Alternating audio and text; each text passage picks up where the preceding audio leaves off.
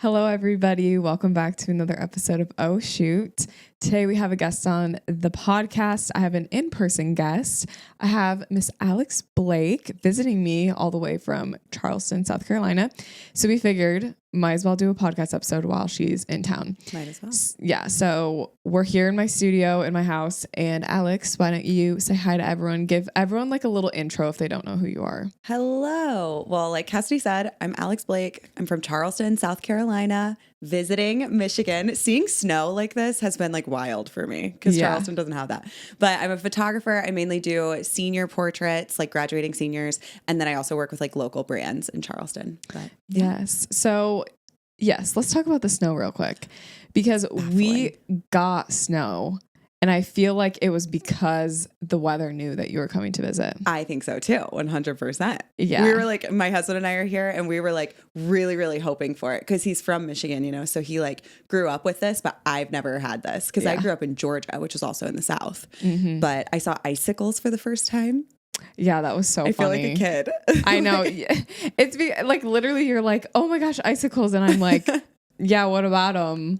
Like, I feel like those are normal things. No, I know. It sounds dumb when I say it out loud. I'm like, oh, but I didn't even realize that I'd never seen icicles. Yeah. Like I never had that concept in my head. Yeah. I mean, they're not too hard to find if you actually look for them, you know? I guess. I mean, for me, they are. Well, yeah. But like here, like, they're everywhere. If you just look for them, but they do kind of blend in. No. Have you ever seen they're like, so pokey. The really, really big ones? Like they're literally like this big around. I don't know. Did I see them yesterday? I don't think you did. That's the only time I've seen icicles. They're literally like human size. They're terrifying. What? Yeah. I don't even know like how they form. I don't understand. But I mean, that's just science. I have no idea. Yeah. Science is not my thing. We're photographers. I know, for real. We're just photographers. Literally. So, today we're going to be talking a little bit about retreats. Alex is the queen of retreats. She hosts this retreat called Photo Camp every year, and it's amazing. She does a really good job. So I know a lot of people are really interested in hosting events like that. So I thought it would be really helpful to have Alex on. We're going to talk about that a little bit. But first, we're going to get into a fun little this or that segment, which I did with the vendor table pod a couple of weeks ago. So I thought I would bring it back for Alex. But we're going to do senior edition because that's what Alex specializes in. I have no idea what any of the this or that's are. Yeah. So I'm kind of nervous. No, it'll be fun. It'll be fun. So yeah, she specializes in seniors. So we're going to do this or that for seniors. So my first this or that for you. So it's kind of like, would you rather, I guess. Yeah. So would you rather have a senior that's in a super flowy, like big fun dress, but it's like colorful, or have a neutral dress, but like it doesn't have barely any movement? Oh, colorful.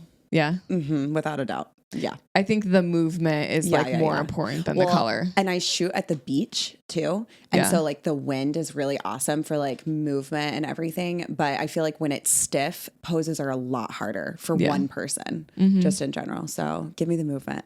Yeah. I don't even care what color. Just throw it on them. Well, yeah. I feel like your style too, like I feel like you do use a lot of colors. Yeah, that's true. So it could be... Yeah, I should have just known that you were going to say that. Color. Yeah. If it's blue, even better. Right. For me, I think I'd probably choose the neutral. Yeah. But I think with couples, it's like totally different. Yeah. Well, and like, I don't know, like a more slim fitting kind of dress for like an editorial couple that's neutral is like cool too, you know? I don't know. There's a difference in the style, I think. Yeah. Yeah. I think the style plays a big part into it. I do love like... I had a shoe at like the sand dunes and I think the girl wore like a bright red dress and I did like it because it kind of like stuck out against the background, but I don't think that's like what I naturally would gravitate towards. Yeah. I definitely have like my preferred colors, right? You know, and I don't, Like what are your preferred colors? Blue, green, orange. Really? Yeah. Oh yeah. Anything that like, okay. So for me, when I moved to Charleston, like the colors of the beach were just, I don't know why, but it was like everything clicked in my photography for me. I was like, these are the colors I love. So I feel like when I started shooting at the beach versus like in Georgia, I would shoot at a field a ton. Like my work elevated because those colors were like something that I loved. So if I look at a beach, like those are the colors I want my people to wear too. Yeah. Because I like just love them. That's so cool that it like the change in scenery and location like re-sparked a creativity for you. It was huge for me. That's like, crazy. huge. Yeah. Yeah. And now I host photo camp too, which is at the beach. And then even that is like inspiring to me too. Like the creativity really of it. Cool. Okay. My next this or that for you. Would you rather do in-person sales with seniors or do just like an online print gallery? Just like send a gallery with the print options and just be done with it. Okay, this is kind of like a hot topic for senior photographers. So if you're a senior photographer and you listen to this and you like, there's like Facebook groups for senior photographers and people go crazy about this, like in-person sales kind of stuff, because a lot of the like older demographic of senior photographers are like big into in-person sales and they're like, you have to do in-person sales. Right. And like prints and all of that kind of stuff. But I'm a digital girly. Yeah. So I just like personally, I'm going to bump my prices a little bit up versus in-person sales. A lot of the time they'll have like a base price that's really low. Like their time price is really low and then their print sales are really high and that's what makes them money. And they have like a, what do you call it? Like a limit that somebody has to spend. You know what I'm talking about? Like a minimum. Yeah. And but I just would rather put it like all in one, bundle it together and call it a day and me not have to do the work of the in-person sale.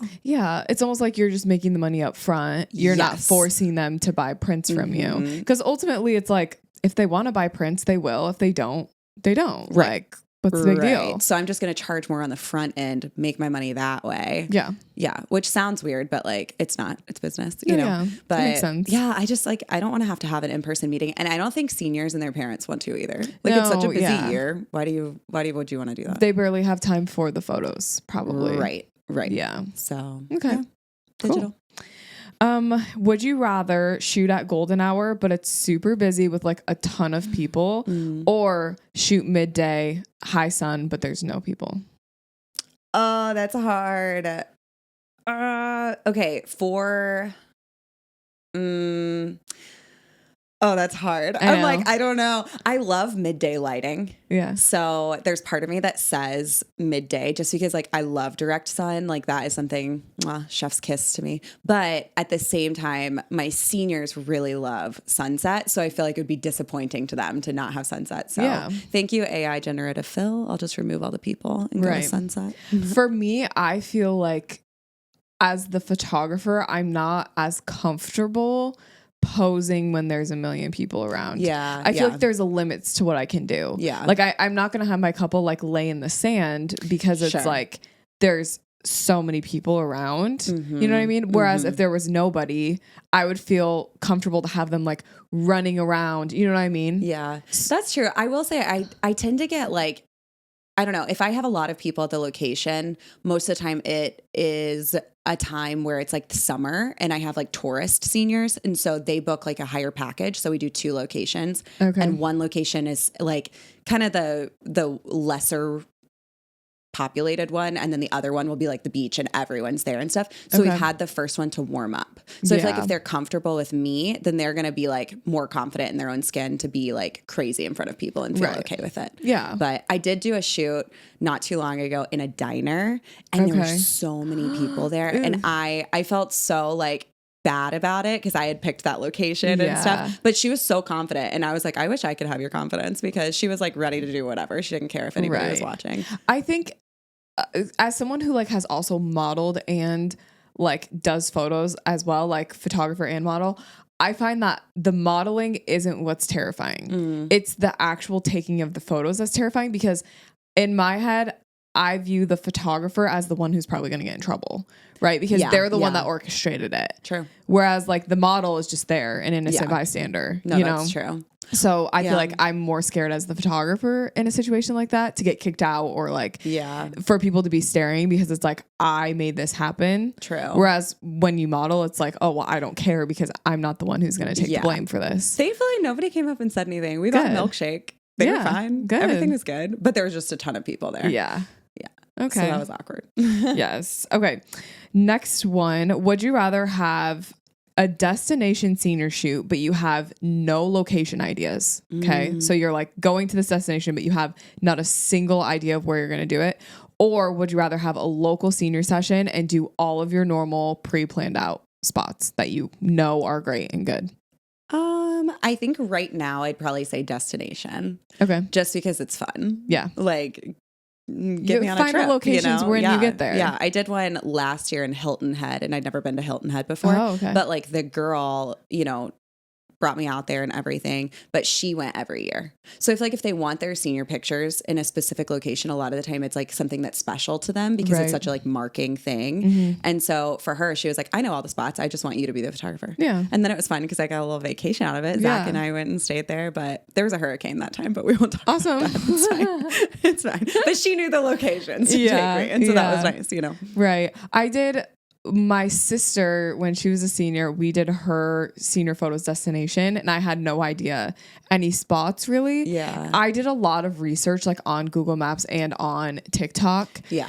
And I think that helped me a lot. Like, I feel like maybe back in the day, a couple of years ago, that wouldn't have been the case. It wouldn't have been so easy. But I feel like showing up to a destination now and just finding good locations is pretty easy. I think as long as the destination is like a popular spot, you can pretty much do that. Because I did do that with Hilton Head too, where it was like she gave me a couple like ideas, and then I Googled them, looked at them, and then I was like, yeah, that'll be good. But the one thing I think photographers sometimes don't think about is like when you're traveling to a place that is a popular spot, sometimes you have to worry about like permits and stuff. True. And like I know for Charleston, a lot of photographers will come and they'll shoot on this one beach, but like I know as a local, it's actually illegal to shoot on that beach. So you definitely have to do your research first if you are like being flown somewhere or something like that. Okay. Good advice. Okay. Our last one, and then we'll get into the retreat stuff. Would you rather have a senior wear heels to their session or sneakers? Sneakers all day. Really? Yeah. But I think that's my personality. I'm like beach bum to the core. Like if they're barefoot the whole session, that's even better. Yeah. Because I don't know, heels, especially in Charleston, there's cobblestone everywhere. Yeah. So it like slows us down a lot. And then I did have one senior, I think it's only been one the whole time I've been a senior photographer, I think, who's worn heels on the beach. Oh. That was tragic. Like the heel just kept going in the sand. Right. But she was like adamant that she wanted to wear them. And, it was her pictures. It's fine. Yeah. I'll do it. It made it harder. I feel like I'm not very good at walking in heels. So whenever one of my clients wears heels, I'm like, you just have to be really good at wearing them. But I feel like heels really elevate a look. Definitely. And make it look just like a lot more luxury put together. Like I also shoot like engagement photos, which I feel like are different than senior photos. I feel like sneakers are not super common. Maybe they are if you're wearing jeans. Yeah, for like engagement. Yeah. But I feel like an engagement shoot, jeans are going to be like the third option. You're going to do like a dress, and then you might do like another dress. And like for me, I have a lot of my seniors book like my 4 outfit package. Oh. And so it's different because they're like changing all the time, and they have all the different options. And so like for downtown, they'll do a dress with heels usually, and then they'll change into like a more casual outfit with sneakers. Yeah. Sometimes their dress will be sneakers too. It just depends on their personality. Right. But then we go to the beach most of the time. Like that's where we end, and it's just barefoot. And so it makes it a little bit easier on the shoes, you know, but that's just like specific to me being at the beach, you know. I think barefoot is like my preference for like shooting and like to shoot someone barefoot, but also me being barefoot at the same time. Totally. Because I'm like, this is so easy. Like, where are my shoes? I don't know. Yeah, leave them at the top of the beach. Yeah, leave them. I don't care. Yeah. Like, but even when I do field shoots, a lot of the time my seniors will be barefoot. Really? Yeah, but I think that might be like who I market towards, the more like carefree seniors, you know, that like the movement poses and stuff like that. Right. But like seniors in heels, they're still like, you know, they're teenagers. They're still like little and like learning to walk in heels. So it like really limits the movement poses, I feel like, when they're wearing heels. I agree. I agree. Yeah. Cool. Well, that was the this or that segment. Loved it. Yeah, that was fun. Let's get into talking about retreats and stuff. So as you guys know, as I mentioned, Alex hosts a retreat every year. It's a very well put together retreat, and I have picked Alex's brain before about retreats. But I thought it would be great for her to come on here and just like share some of her wisdom. So I don't even know, where should we start? I don't know. Well, Cassidy spoke at the retreat because we didn't talk about that. Yeah. She's not this upcoming year, but she spoke twice in 2024, which is really cool. So that was actually how we met. Now we're besties. I know, it's funny. I said this like earlier, but I'm like, oh, Cassidy was my most expensive friend. And that's fine. Like, paid for her friendship. It's I'll fine. Take it. That's fine. Pay me, I'll be your friend. That's so funny. But I do have like 5 tips. I don't know if you want to go into like the tips. Yeah, let's do that. Yeah. Okay. Yeah, Alex have came my prepared. notes. Always. Don't you guys worry. One thing about Alex is she's like a type AB personality. Yeah. You're like A in some sense, but you also have like type B tendencies. Yeah, 100%. Which I would say I'm like very similar. Really? Type A when it comes to like my business and organizing things, but type B when it comes to like actual life. 100%. Yeah. We're super similar with that. I feel like I was not type A at all until college. Really? Yeah, at all. Like if you could have looked at my book bag in school, guys, like papers everywhere. Didn't own a binder, like nothing. And now that would stress me out so much. So I feel like I like grew into it. I shut the mic, sorry. You're but fine. I feel like I like grew into somehow being type A. So Yeah, maybe it's a thing that comes with age. I don't know. maturity. Maturity. Yeah. Okay. 5 tips. I have them on my notes. Okay. Okay. First one that I was thinking about is I'm just going to pretend like you're going to host a styled shoot. Yeah. And I'm just going to say, here's how to host a styled shoot weekend. So number 1, plan the details before announcing. Okay. And something that I think is a really important thing in anything with like event planning or working with people in general. And honestly, you could take this into like your shoots too, like when you're planning shoots for clients, but we should be anticipating the questions and problems that people might have ahead of time. Okay. So like when we are able to problem solve before the problem arises, when someone asks a question, we don't have to freak out or feel anxious, or we've already answered it in the FAQ, so they never have to ask a question. And I feel like with something like an in-person event where someone's going to be traveling, they're trusting you with most likely a lot of money. Sometimes they're beginner photographers where this is the first thing they've invested in that's this expensive. Like you want to look really put together from the front end so that people trust you. Yeah. Because otherwise, like if nobody knows the answers to things, like I'm not going to give you my money. Right. You know? Or you're going to give your money and like instantly regret it because you want to know what airport do I fly in? Right. Where am I going to stay? How many meals are included? Like you want to know all the details, but like you can't know those details if it's not communicated to you. Right. So if you guys want an example to this, you can go to the PhotoCamp website. It's photocampinfo.com. And you can look, like I literally have this schedule on there. And is it exact? No. Are things going to probably change? Yes. But I'll let them know that. But like I have the basic schedule on there. I don't think I have times on there because like they don't need to know that right now. But they need to know what they're doing. That's important for if you're ever going to get anyone who's type A to sign up for anything, like they need to see the schedule first, you know? Yeah. And I have like a whole FAQ. It's pretty detailed and it tells them all about payments, tells them the airport to fly into, like just the things that like they're going to want to know before they trust you. But then it also saves you from having to answer a ton of questions or a ton of the same question. So that's my first tip. Yeah, I really like that. I think the detail planning is really good because it also forces you to kind of like have your stuff together before you launch. Like it forces you to really think out those details. So when you do launch, you're kind of like already prepped and ready to go. Yes. You know? And like for me with the first photo camp, it was a lot of work, guys. Like I don't want to skip over that. Like it was a ton of work because you have to think about so many details that like for the next couple photo camps, I haven't had to think about because it was my first one, you know? So like the schedule, I've made tweaks to it to make it better from like little things that happened throughout the first one or the second one, you know, but like it's not coming up with it from scratch. And like contracts, you know, I had those contracts detailed out so that when I announced, when people wanted to go ahead and pay, I can go ahead and send those things. Yeah. I'm not like coming up with it in the moment. You know what I mean? Yeah. You're just setting yourself up for success because you're ready to take the payment. You're ready to get the tickets bought. You're ready to answer all the questions right away. Right. And like I said, I feel like even if you're not going to plan a styled shoot, that's just good in your business anyway. Like before you announce something or before you like say you want to do this session, like have your ish in order. You know what I mean? Like have your stuff planned of like what you want to do. I'm even thinking like if you're someone that's like, okay, I'm going to take 2026 weddings that like starting and like today I'm going to take 2026 weddings. I'm going to advertise it. Okay. Do you have your pricing guide ready? Do you have the email that you're going to send them ready? Do you have that whole booking process ready? So when you do get the inquiries, you can like easily take them through the pipeline of everything they need to know. I feel like it's the same type of concept, like details first, then we're going to launch. Right. And I mean, even just like putting yourself in their shoes too, of like, what would I want to know if I were paying some random person from the internet? Because likely they don't know you, right? So like, what would I want to know before I fly across the country or travel 5 hours or whatever it is, you know, before I give my money to somebody. And then thinking at it from that angle could be helpful, or asking your friends too. Yeah. Love it. Okay. Number 2. Tip number 2. Tip number 2, create hype. Ooh. Period. Period. Yeah, I think like this one is more with like the marketing side of things, but don't just post and then hope people show up. I think I see that a lot with people, and I even have like the tendency to do that, or like not tendency, more like the temptation to do that, where it's like, well, I didn't get any like bites on something, so I'm just gonna like not actually do that. Like, okay, again, this can be with anything, not just styled shoots, but like you want to host minis, you post about it one day, nobody signed up, guess I'm not doing minis.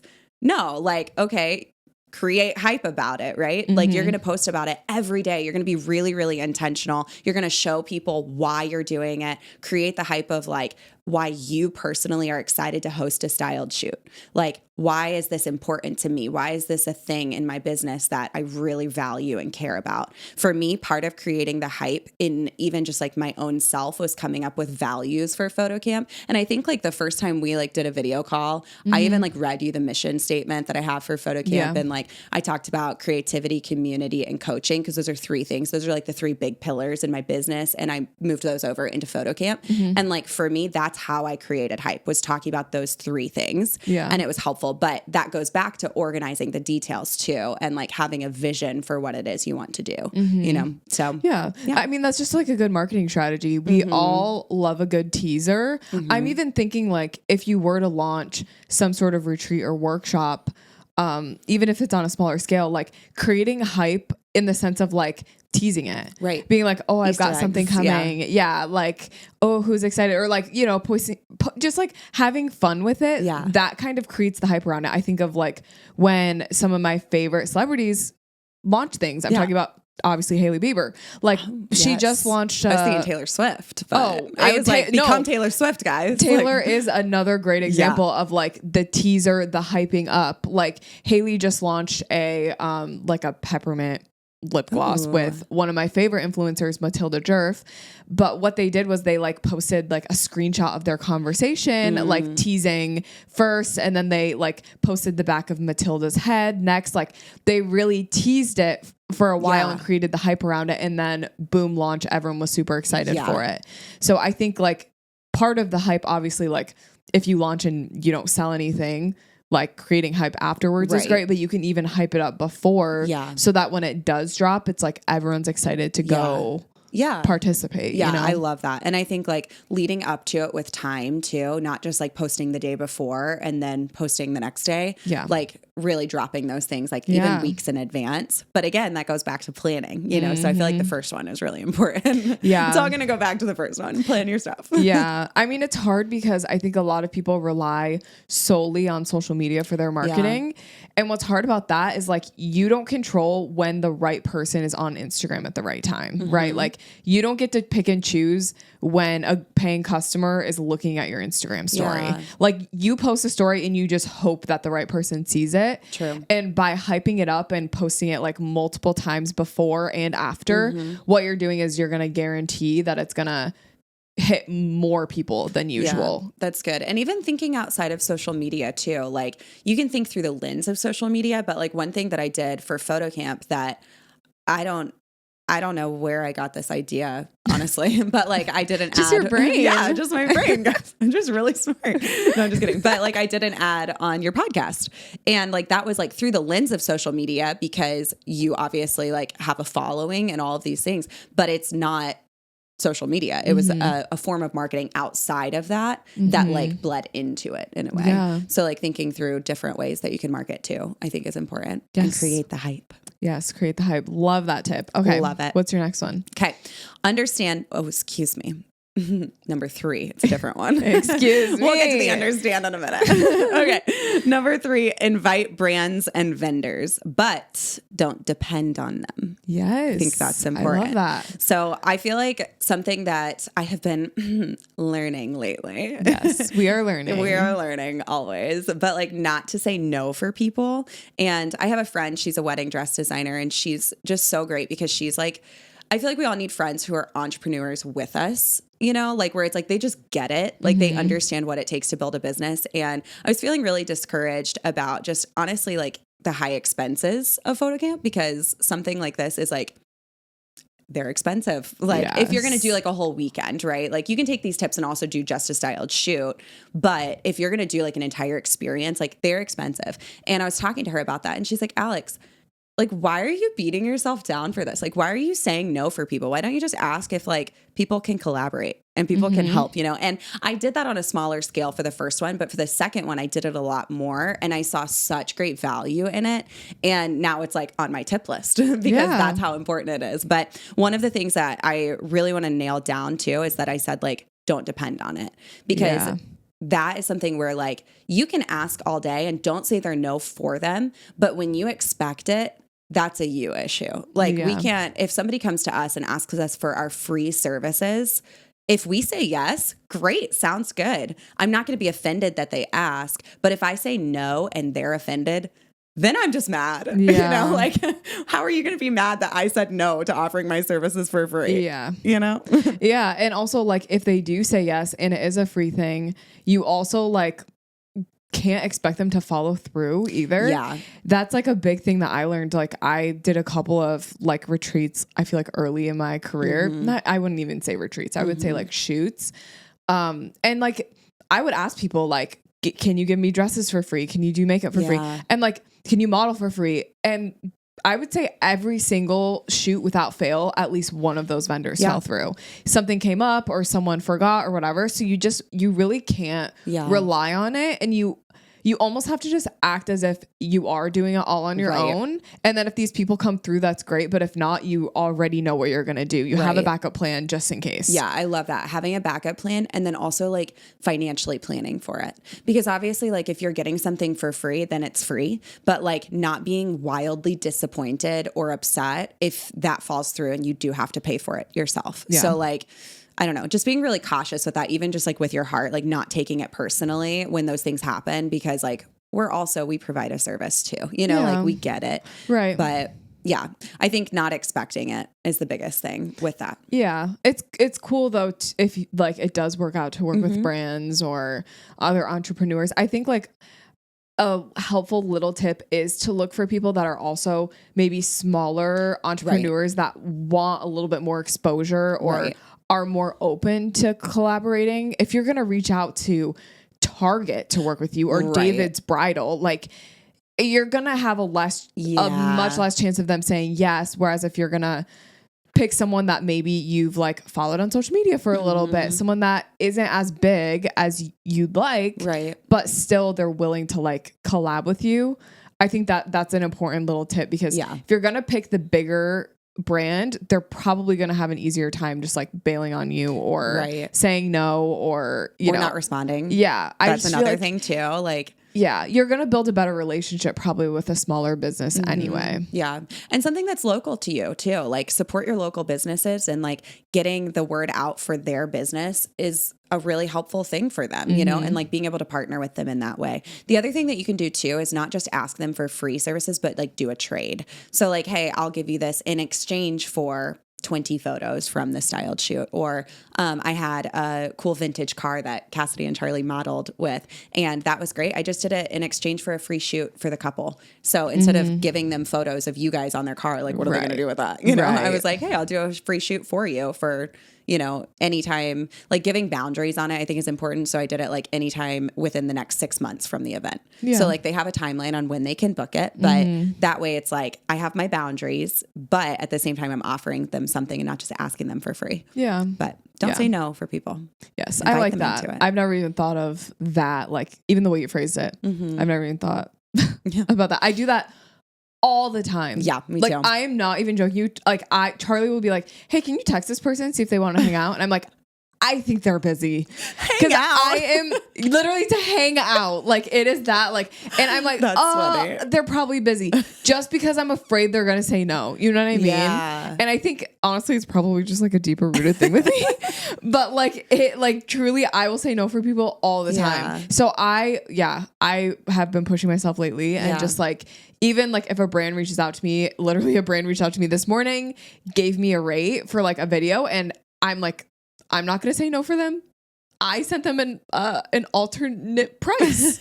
And I said, what about this price? And I'm like, oh my gosh, I'm shaking. I'm nervous. Yeah. But I'm like, they can say no and that's going to be fine. Yeah. And it's so hard because like we get afraid too. Like I get afraid that like they're going to see me in a different light. Like that they're going to see me as like trying to take advantage of them or something like that. But like when you do it with a good heart and you really relay that in your like text to them, DM to them, whatever it is, like it's fine. Like you tell me this all the time, but like, it's just not that serious. It's not that serious. You know, like That's that true. has also become what I am learning. It's just like what I'm learning 5 times. Okay. Are you ready to move on? Yeah. The only thing worse than taking too many photos while you're shooting is getting home and then having to edit all of them. Here are some ways to speed up your editing workflow without losing any quality in your work. Today, I want to introduce Aftershoot Edits 2.0. You can experience the most consistent edits straight out of Aftershoot. One of my favorite things about Aftershoot is their upgraded white balance and exposure AI models. Even if your lighting varies during your session and you have a lot of drastic changes, Aftershoot's able to instantly fix any blown out highlights, murky shadows, and overall, this feature allows you to have balanced photos no matter what your lighting conditions were. Another way to speed up your editing workflow is by using AI masking in Aftershoot Edits 2.0. This feature allows you to selectively edit your images through masking. With AI masking, Aftershoot can automatically select your subjects and adjust them to really make them pop in your image. Another great way to save time while you're editing is to use Aftershoot's advanced cropping and straightening. This tool allows you to customize and select any aspect ratio, and it even automatically crops in your photos so that the focus is more on your subject. It also can automatically straighten your photo, which is going to save you so much time in the long run. Say goodbye to spending way too much time editing your photos and use Aftershoot Edits 2.0. Aftershoot has an exclusive offer for all Oh Shoot listeners, so go to the link in the description of this episode to find out more. Thank you guys so much for watching, and now back to the show. Okay, back to the understand thing. Yes. Number 4. We're all like itching to know what we need to understand. Understand your target audience. Ooh, Okay, I feel like this is an important one because you need to create an event that caters to the photographers or whatever audience it is that you're looking for. If it's style shoot, it's photographers that you're marketing to and that the event is actually for. And the reason I say this is because like, if you are, obviously there's a lot of wedding photographers that listen to Oh Shoot, right? Mm-hmm. If you are a luxury wedding photographer, you can come to photo camp, but not everything is going to be for you specifically. Yeah. And like I have basically I do 10 styled shoots throughout the weekend, and we have 4 to 5 educational speakers. We had 4 in 2024 and 2025. We have 5. But with that, they're from a variety of niches, all of the educational speakers, and the shoots are different niches. So with that, the photographers that I'm marketing to are different than like if Cassidy hosts one and it's a luxury wedding photographer thing where like she's doing these amazing luxury styled shoots. Everything has to be different in the way Cassidy markets versus the way I market. Yes. Like PhotoCamp is high on community and networking and really getting your foot in the door. It's just a really different market. Mm-hmm. So because of that, the way that the PhotoCamp Instagram posts is going to be different than like if you were to host one that was for luxury weddings, you know, like everything has to be different, but like it starts with defining what that is. And then everything can kind of fall under that. Yeah. If that makes sense. Yeah. You have to understand like, okay, what type of person do I want to attend? Mm-hmm. Let's say it is someone that wants to get into luxury weddings. Okay. I'm going to answer all of their doubts in like an FAQ. Mm-hmm. I'm also going to market to the things that they desire. Right. So they probably want to build a destination portfolio. Right. So I'm going to tell them how my retreat is going to do that. Right. They probably want to build community. I'm going to tell them how I'm going to provide that. They probably want education. Mm-hmm. They probably want a fun vacation, you know, like I'm going to tell them how I'm going to like all the value I'm giving them, but you have to understand like what's the value they're looking for in the first place. Right. You really have to put yourself in their shoes. And I think too, even thinking about like, who are you marketing to and what is like likely their price point. Even something like that, is important to think about. And like, what are their goals? What is it that you want them to achieve from coming to your content weekend? Like in my application for photo camp, I asked them like, what is it that you want to get out of photo camp? And that's a huge question that I look at, because if our goals don't align, I'm probably not going to accept you, not because I don't think you're a talented photographer,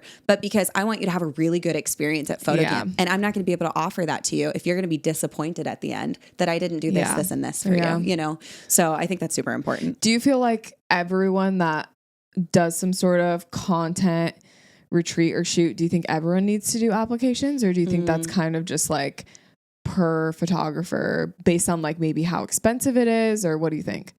Yeah, I think it's per photographer. I think, and maybe I'm wrong in that, some people could have a different opinion, but like, I think for me, people staying in the same house as each other, there's like a little bit of a safety element. I'd like to be able to like, before people buy a ticket, I'd like to like scope them out a little bit. Am I going to know everything about anyone and any weird things they've done in their life? No, but like, I'd like to look first, but then also, like I said, like those big questions for me are really important in like me personally being able to tailor the event to the photographers. Right. If you don't care as much about that and you just want to have fun and like host a styled shoot and invite people, whoever wants to come, like do that. It's just really dependent on what you want to do, I think. What do you think? I agree. I think when it becomes an overnight thing, I think an application is necessary. But yeah, if it's just like a couple hours, show up, we're shooting. Yeah. I think that's kind of anyone can buy a ticket. Yeah. I don't like, it's a couple of hours. If someone's causing issues, it's like, it's a couple of hours versus if it's like multiple days, it's like, okay. Yeah. One thing that I will say, just to like put this out there with the application thing, because if somebody does it, I don't want them to be like disappointed by this. Cause I know like some of our friends and myself have really experienced like some people will apply, but not actually be able to come to the event. So they'll apply. And then again, for me, I look at the photographer and really tailor specifically. I think this photographer will pair well with this photographer, and this one will be a really good community with this one. Like, and I want to craft the styled shoots for them and stuff like that. So like, I try to be really intentional with that. So when I accept somebody, it's like, okay, I'm excited for them to be a part of this group in this, community, blah, blah, blah, blah. But with that, then they're like, oh, sorry, I actually can't afford photo camp right now.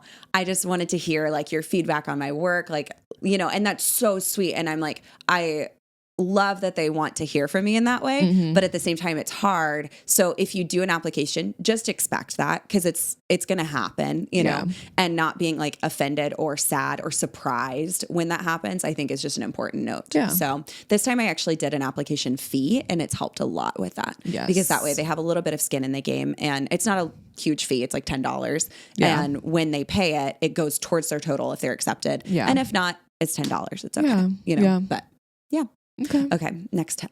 Yes. Here we go. You guys are getting all the good, juicy details right now. Yeah. This is really helpful. Oh, good. That makes me happy. Yeah. Okay. I haven't actually talked about this like on my podcast or anything. I'm like, maybe I should. Yeah. Maybe we should chat more about this. It's like a lot of people, if they're not at least like interested in attending some sort of workshop or retreat, they've probably thought about hosting one before. It's either one or the other. So I think it's a very interesting topic. Because it's like slow season too. It's like, what are we gonna do for 4 months? Like let's plan something. Well, if you guys have any other questions too, I have like another tip too that I'll get to, but like you're more than welcome to DM me on Instagram. It's Alex Blake Photography. That's very kind of you. But yeah, DM me and we can talk more. Okay. Number 5, focus on the experience, not just the shoots. I'm wagging my finger if you're watching on YouTube. Yeah. The finger wag. The finger so wag. So why? Okay. I think as creatives, we get really excited about the shoots, obviously, right? It's like the first thing that we start dreaming about, start thinking about. But the problem is like an experience, especially if it's overnight, is so much more than just the shoots. And again, creatives, a lot of the time we can tend to be a little bit more like messy and disorganized and like just excited about anything, and like really reeling ourselves in and thinking about more than just the shoots is important, because the shoots are what they're taking home with them in their portfolio. So they are important, but they're not the only thing. Like their experience really, really matters. And that's the thing they're going to tell their friends about too. Like the shoots can be amazing, but if they have like really cold food, the whole time, Yeah. that's a rough one, Yeah. like, Yep. or if they're staying in a bed that's really, really uncomfortable, that's not great, So I think like what's going to set you apart for an experience like this is your hospitality and Yeah. being a really hospitable person in general. And like, even if you're not, training yourself in that, like look up some books. Like, there's a book called Disney U. I read it like in college forever ago, but it talks about like what they teach in Disney University. And like, it talks about hospitality basically at Disney World. And like thinking through that kind of lens of like, what would I do if I were the manager of a hotel? How would I check people in? How would I engage with people? How would I make eye contact with people? Do I handshake? Do I hug? Like being really strategic in what their experience is when they came in. And I think like, or when they come in, I think I really learned a lot from the first to the second in that, which is a really cool thing just to see like how I even grew from like the first photo camp to doing the second one. And like, I don't think that like lacked in the first photo camp, but I think I was able to see some holes in that and like correct. Yeah. And I think the second photo camp experience as a whole was so much better and elevated from the hospitality standpoint, which I think is pretty cool. So yeah, so that's what I would say. I like that. I think that's a great tip.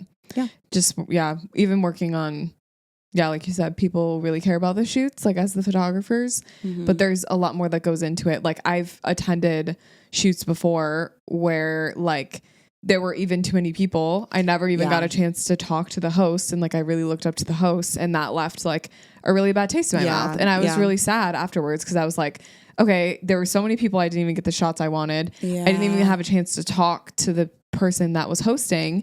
So it like overall, it was like they were focused so much on the shoots and maybe even just the number of tickets that they sold that it wasn't about the experience. Okay, let me give you guys a bonus tip because you just said that. And I was like, actually, that's a really good thing to point out. Yeah. So one thing that I personally do for photo camp is I split, and I've been to a content weekend that did this before. Marina Williams content weekend did this. So want to shout her out. ColourPop. But one thing that I do is multiple shoots at the same time. Yeah. Instead of just having one shoot going on, it makes it harder on our end. Like as the host, it's a lot. Like it's a lot in your head to manage, right? But as an attendee, it's so much better. So like my campers are split up into for the 2025 one, it'll be 3 at a time. And when we're in the studio, I think it's 4 at a time. And that way they're split up into little baby groups, not everyone collectively at the same time, trying to get their shot, stepping over each other. Yeah. And then I have it broken down when photographers are able to step up and have like their own specific time to get their shot that they want. So it isn't the whole time, everyone just shooting at the same time. Yeah. That's the bonus tip. Yeah. That's a really, really helpful tip. I love it. Yeah. Did you have anything else? I had another bonus tip. Of course. So these are actually 7 tips with Alex Blake. 7 tips. Okay. This one, it goes back a little bit to what we were talking about earlier. Like, it's just a really, really expensive event. Yeah. And again, it totally depends on how you do it. Like you can do it and it be cheaper, but your ticket price has to be cheaper. If you're going to do it and go big or go home, which is what I really wanted to do. I think I told you that the first time we had a video call. I was like, I'm trying to go big or go home here. So like, can you come to photo camp? Like, I'll pay you whatever. But not really. But like with that, I had to make the ticket price what my event costs. And sometimes I think like when you're first learning photography, you know how like you get into photography and it's like, I don't know what to charge. Let me just see what everybody else is charging. Like, is that the wise thing to do? No, but do we all kind of do it at the beginning? Yeah. So like when you're doing an event like this, though, don't do that. Like, don't look at what photo camp is and charge that.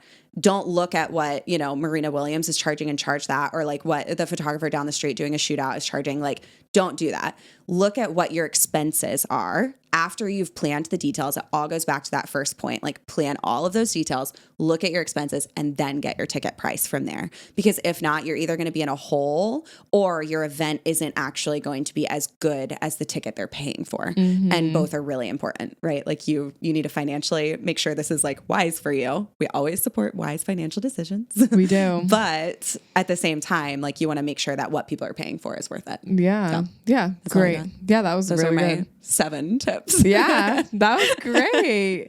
Yeah. And like I said, if I didn't talk about something specific, like I really am an open book. So just DM me. That's awesome. Yeah. Well, thank you for coming on the pod and just sharing you're just talking, all really. of it. Yeah. Sharing your deep, dark secrets. And yeah, like honestly, you should DM her if you're like interested in hosting. She actually did a mentorship with Alex about this topic. So she will do a mentorship with you if it's like that deep and like you really want to get to the details. Yeah.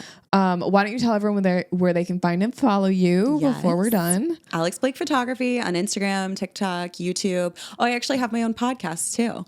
Yeah. I almost forgot to say that. Yeah. It's called Let's Create with Alex Blake. Cassidy came up with the name. I did. So I've been doing it since June. So nothing like oh shoot, but one day we'll get there, guys. One day. Yeah, very fun. Yes. If you are interested in PhotoCamp as an attendee, you're more than welcome to apply. Applications are open now. Photocampinfo.com is the website, or PhotoCamp Events on Instagram. Awesome. Well, thank you, Alex, for coming on the podcast this week. I hope everyone listening has an amazing rest of their day.